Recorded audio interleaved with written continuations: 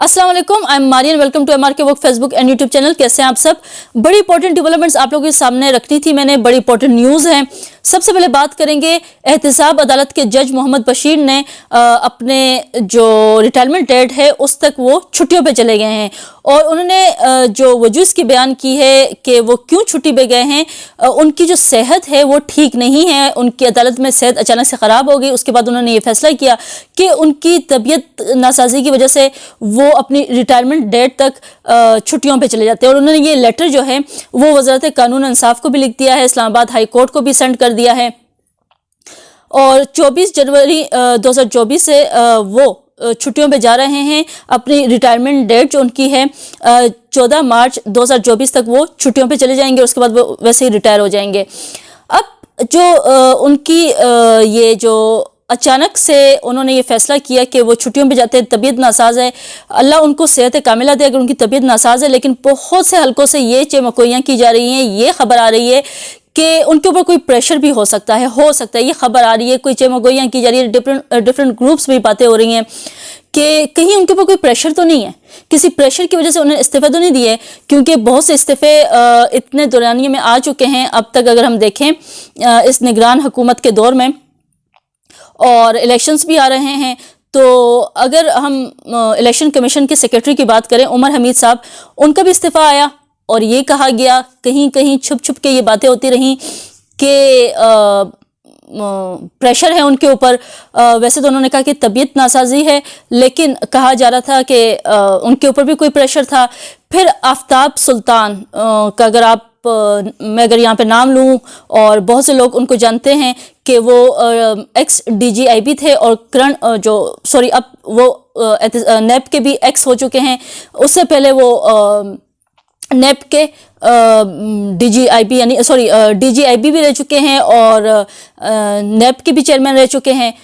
उन्होंने नेप से इस्तीफा दिया और ये कहा गया कि उनके ऊपर भी प्रेशर था, क्योंकि वो कह रहे थे कि मैं ना किसी के कहने पे केसेस जो है बना सकता हूँ, ना खारिज कर सकता हूँ।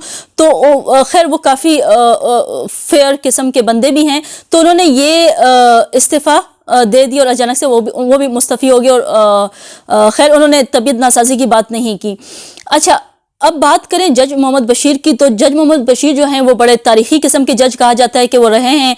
कहा जाता है क्या है, वो हैं ही तारीख़ी किस्म के एक जज, जिनकी अदालत में बहुत बड़े बड़े नाम जो हैं उनके केसेस आए। सबसे बड़ा नाम, सबसे बड़ा केस जो नवाज शरीफ है एवन फील्ड के, उनको जो सज़ाएँ देते रहे, जज मोहम्मद बशीर हैं।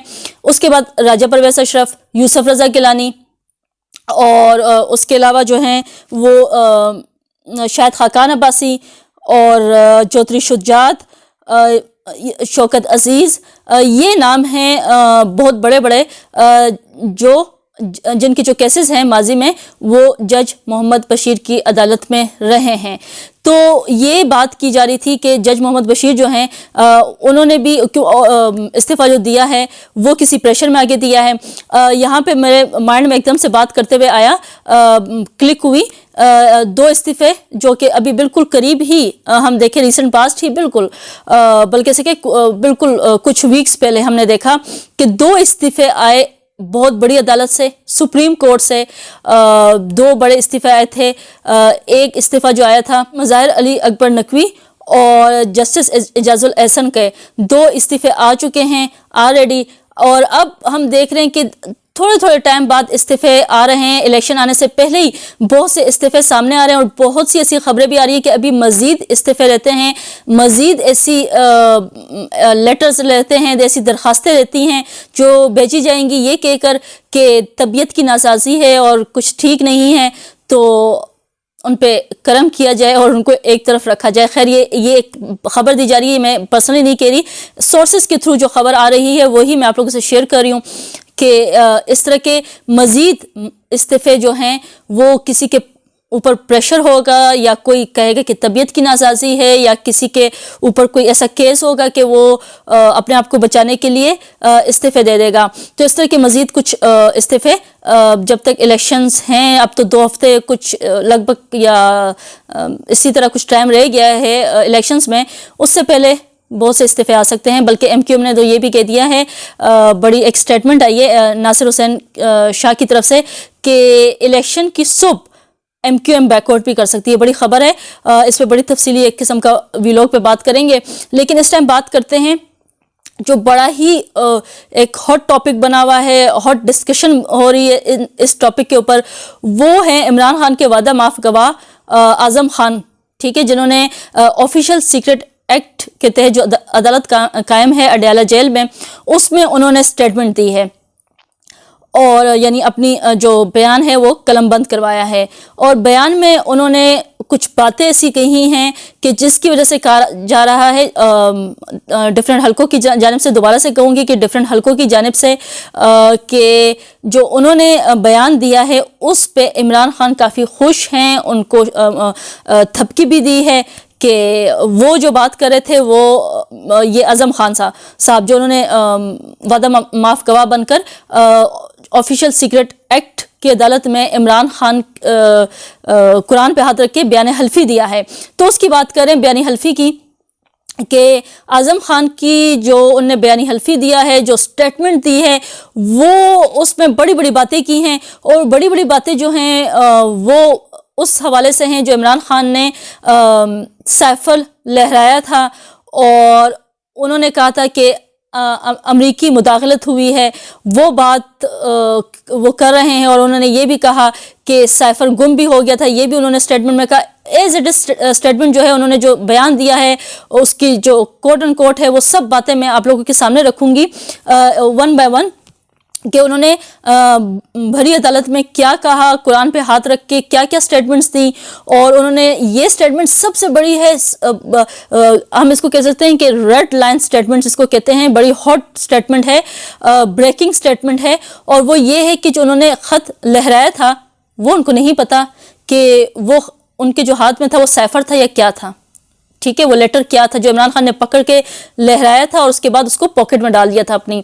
تو وہ جو ہے وہ ان کو نہیں پتا کہ وہ خط کیا تھا، وہ لیٹر کیا تھا جو اس ٹائم عمران خان کے ہاتھ میں تھا. اب میں ان کی جو سٹیٹمنٹس ہے ایز اٹ از آپ لوگوں کے سامنے رکھتی ہوں اور آپ لوگوں کو بتاتی ہوں. اور ایک اور چیز کہ میں آگے چل کے آپ لوگوں کو وہ کلپ عمران خان کا اٹیچ کروں گی ساتھ ساتھ، یا اسی ویڈیو میں ساتھ ساتھ اٹیچ کر دوں گی، کہ جب انہوں نے خط لہرایا اس کے بعد پاکٹ میں ڈال دیا انہوں نے، ٹھیک ہے، اور دوسری پرچی نکال کے انہوں نے پڑھ کے بتایا، ٹھیک ہے. اچھا، دوسری پرچی جو نکالی اس میں اب یہ بھی کہا جا رہا ہے کہ عمران خان نے سائفر تو نہیں پڑھا، لیکن ان کے پاس کوئی اور پرچی تھی جس کو انہوں نے پڑھ دیا. خیر، ابھی بات بتاتی ہوں کہ جو اعظم خان کی سٹیٹمنٹ آئی ہے، انہوں نے کیا کیا بیان دیا ہے آفیشیل سیکرٹ ایکٹ کی عدالت میں. اس سے پہلے وہ مجسٹریٹ کے پاس ڈیٹ آپ کو بتاتی ہوں، انہوں نے 18 اگست کو مجسٹریٹ کو بھی اپنا بیان جو ہے وہ قلم بند کروایا تھا، 164 کا بیان جس کو کہا جاتا ہے. اب بات کرتے ہیں کہ ان کی سٹیٹمنٹس کیا تھیں. سابق وزیر اعظم عمران خان کے پرنسپل سیکریٹری رہ چکے ہیں اعظم خان نے سیفر کیس میں بیان دیتے ہوئے کہا کہ میرا 161 اور 164 کا بیان حلف پر نہیں ہوا، اور مجھے نہیں معلوم کہ ریلی میں لہرایا جانے والا صفحہ کون سا تھا. انہوں نے اپنے بیان میں کہا کہ تفتیشی افسر کے سامنے 161 کا بیان بغیر حلف اور 164 کا بیان مجسٹریٹ کے سامنے بھی بغیر حلف کے ریکارڈ کیا. انہوں نے اعتراف کیا کہ 161 اور 164 کے بیان پر دستخط ان کے ہی ہیں، تاہم کہا کہ ریلی میں لہرایا جانے والا پرچے کا علم نہیں ہے.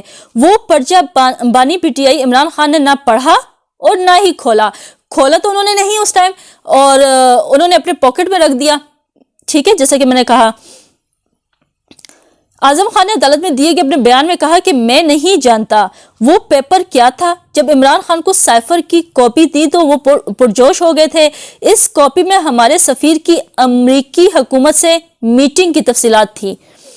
انہوں نے کہا کہ بانی پی ٹی آئی نے کہا کہ امریکی حکام نے سائفر پیغام کے ذریعے بلنڈر کیا اور اندرونی عناصر کو اس کے ذریعے پیغام بھیجا ہے. سائفر کو اس وقت کے آرمی چیف اور اپوزیشن پارٹیز کے منتخب حکومت کی تبدیلی کے لیے اکٹھا ہونے پر ایکسپوز کرنے کے لیے استعمال کیا جا سکتا ہے. اعظم خان نے بیان میں کہا کہ بانی P T I Imran Khan نے کہا کہ سائفر میں واضح طور پر عدم اعتماد کی تحریک کا ذکر ہے. بانی پی ٹی آئی نے کہا کہ سائفر عدم اعتماد کی تحریک کے خلاف بھی استعمال ہو سکتا ہے. سابق وزیر اعظم نے سیفر کو ملک کے اندرونی معاملات میں مداخلت تصور کیا اور اسے مزید پڑھنے کے لیے اپنے پاس رکھ لیا تھا۔ پھر کچھ دنوں بعد میں نے پوچھا تو بانی پی ٹی آئی نے کہا سیفر گم ہو گیا ہے۔ ٹھیک ہے، یہ انہوں نے بہت بڑی سٹیٹمنٹ دی ہے کہ عمران خان نے کہا کہ سیفر گم ہو گیا ہے، یعنی عمران خان کو انہوں نے دیا اور عمران خان نے کچھ دنوں کے بعد کیا کہا تھا؟ سیفر گم ہو گیا ہے۔ اعظم خان نے بتایا کہ میری تجویز پر بنی گالہ میں وزیر اعظم کی زیر صدارت میٹنگ ہوئی، جس میں اس وقت کے وزیر خارجہ شاہ محمود قریشی، سیکریٹری خارجہ اور میں نے شرکت کی، جس میں سیفر ماسٹر کاپی سے پڑھا گیا۔ اعظم خان نے کہا کہ جہاں تک مجھے یاد پڑتا ہے سیفر کا معاملہ مارچ کے آخری ہفتے میں وفاقی کابینہ کے سامنے رکھنے کا فیصلہ ہوا، جس کے بعد کابینہ نے اس معاملے کو قومی سلامتی کمیٹی کے سامنے رکھنے کا فیصلہ کیا۔ انہوں نے بیان دیا کہ نیشنل سیکیورٹی کمیٹی میٹنگ میں پاکستان کے اندرونی معاملات میں مداخلت پر متعلقہ ملک کو احتجاجی مراسلے دینے کا فیصلہ ہوا۔ سیفر کاپی ملنے کے بعد میرے خیال میں زیادہ سے زیادہ 1 سال میں واپس کرنا ضروری ہوتا ہے۔ جب تک میں پرنسپل سیکریٹری رہا تب تک سیفر کاپی واپس نہیں ہوئی تھی۔ بانی پی ٹی آئی نے کافی بار ملٹری سیکریٹری اور دیگر سٹاف کو کاپی تلاش کرنے کی ہدایت کی اور یہ کام وہ دونوں کر رہے تھے۔ ٹھیک ہے، تو یہ انہوں نے اپنی سٹیٹمنٹ آفیشل سیکرٹ ایکٹ 1923 کے تحت جو عدالت اڈیالہ جیل میں قائم ہے اس میں انہوں نے اپنا بیان قلم بند کروایا ہے اور انہوں نے یہ انکشافات کیے ہیں۔ انہوں نے کہا سیفر کاپی بھی گم ہو گئی تھی۔ انہوں نے یہ بھی کہا کہ عمران خان نے جو لہرایا تھا خط وہ ان کو نہیں پتا کہ وہ خط جو تھا وہ وہی سیفر تھا یا کیا تھا یا کوئی اور خط تھا۔ خیر بہت بڑی یہ سٹیٹمنٹس آئی ہے اعظم خان کی جو کہ ان کے وعدہ معذرت کے ساتھ مادہ کہہ رہی ہوں وعدہ معاف گواہ بھی رہے ہیں۔ ٹھیک ہے، یہ ان کی جو سیفر کیس ہے اس میں وعدہ معاف گواہ ہیں۔ اب بھی سیفر کیس رہتا ہے، اب بھی مزید گواہان نے قلم بند کروانے ہیں اپنے بیانات، لیکن سب سے بڑی سٹیٹمنٹ، سب سے بڑے کہتے ہیں نا کہ جو امپورٹنٹ گواہ ہوتے ہیں وہ اعظم خان تھے اور انہوں نے بڑے انکشافات کیے، انہوں نے قرآن پر ہاتھ رکھ کے یہ ساری سٹیٹمنٹس دی ہیں اور انہوں نے یہ سب کچھ کہا ہے۔ اور خیر میں نے اپنے لاسٹ ویلاگ میں بھی یہ بات کی تھی کہ اعظم خان کو کون نہیں جانتا کہ اعظم خان جو ہیں وہ کیسے تھے، ان کا ماضی کیسا تھا اور وہ عمران خان کے اوپر کتنے حاوی تھے، ان کا پوٹینشیل کتنا تھا، وہ کیسے ڈکٹیٹ کرتے تھے عمران خان۔ کوئی کسی سے بات ڈھکی چھپی نہیں ہے کہ عمران خان کو جو ڈکٹیٹ کرتے تھے، عمران خان کو ہر چیز کہتے ہیں نا سپون فیڈنگ کرتے تھے، وہ اعظم خان صاحب ہی تھے۔ تو اعظم خان صاحب اس ٹائم وعدہ معاف گواہ بھی ہیں اور وہ یہ سٹیٹمنٹس بھی دے رہے ہیں عدالت میں۔ اب دیکھتے ہیں کہ سیفر کیس کا جو رخ ہے وہ کس طرف جائے گا اور مزید کیا ڈیولپمنٹس ہوں گی۔ جو بھی ڈیولپمنٹس ہوں گی وہ اگلے ویلاگ میں یا آنے والے ویلاگس میں آپ لوگوں سے شیئر کر دوں گی۔ اب تک کے لیے اتنا ہی، آپ سے پھر ملاقات ہوگی۔ انٹل دین اللہ حافظ۔